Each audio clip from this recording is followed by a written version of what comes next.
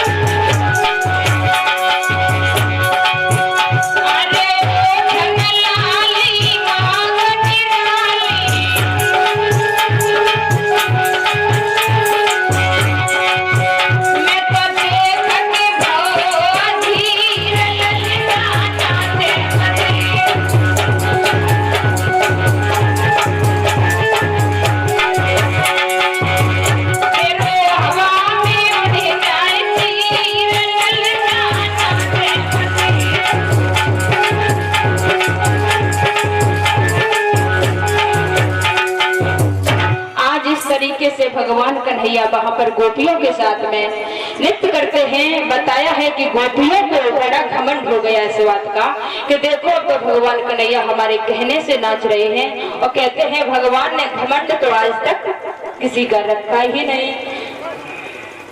उसी समय पर भगवान कन्हैया वहां से राधा जी को साथ में लेकर के अंतर ध्यान हो गए।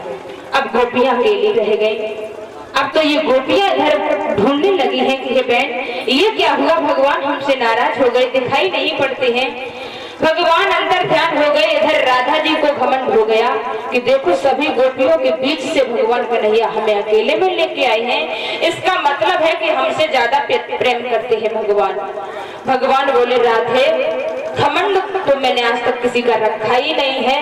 राधे कहने लगी देखो प्रभु मैं तो चलते चलते थक गई हूँ, तुम ऐसा करो कि मुझे अपने कंधों पर बिठा लो। बोले अच्छा। भगवान कन्हैया बोले ठीक है तुम ऐसा करो इस पर्वत पे ऊपर चढ़ जाओ और मैं नीचे खड़ा हो जाता हूँ, तुम मेरे कंधों पर बैठ जाना। आज भगवान कन्हैया नीचे खड़े हैं और राधा जी ऊपर पर्वत पर खड़े हैं। जो ही कंधे पर पैर रखा भगवान अंतर ध्यान हो गए। राधा जी ऊपर से नीचे गिर पड़ी हैं और चारों तरफ देखती हैं कि श्याम श्याम तुम कहाँ हो।